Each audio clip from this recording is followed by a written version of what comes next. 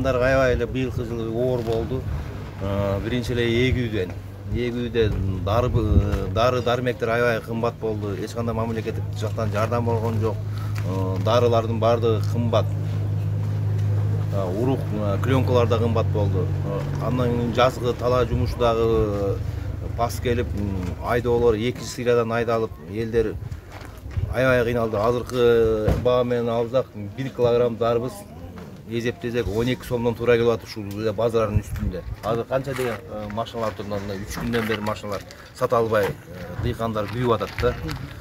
Ошого биз жогорку жактагы лардан суранышыбыз ушу бизде границалар жаап, мына биздин дыйкандарга кичине көңүл бөлүп коюш керек. Мына Кыргызстанда эң кызыл жар бул баардык республиканы дарбыз, коон жана башка мөмө жемиштер менен камсыз кылып жүргөн жер да.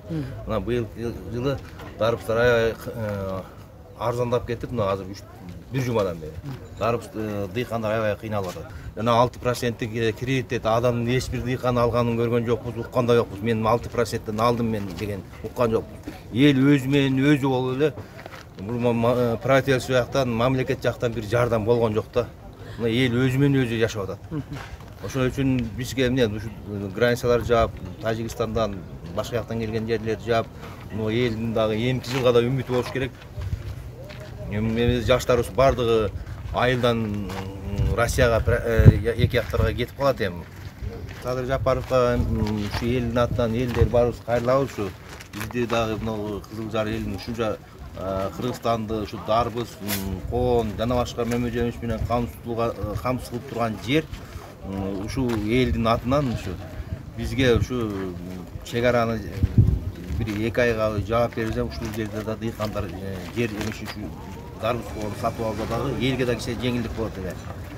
Элде дагы баягы кеткен расходторун эме таап алат эле да. Киришесине чыгаш алат. Азыр расход да чыкпай атыр да.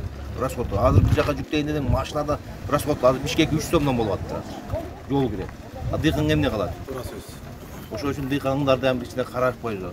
Эми шаардыктар айтып атыр, арзан болгону жакшы деп атат. Буякта дыйкандан мындай расходун алыш керек да. Дыйканды эле бир жерден таап алган жок да, кредит, жалаң кредит алышып атат. Ягада да мындай айтканда чын испарение кетет. Бир жүктөөдө 1 килограмм жок дегенде 200 грамм, 300 грамм, 1,5 килограммга чейин чыкпайт.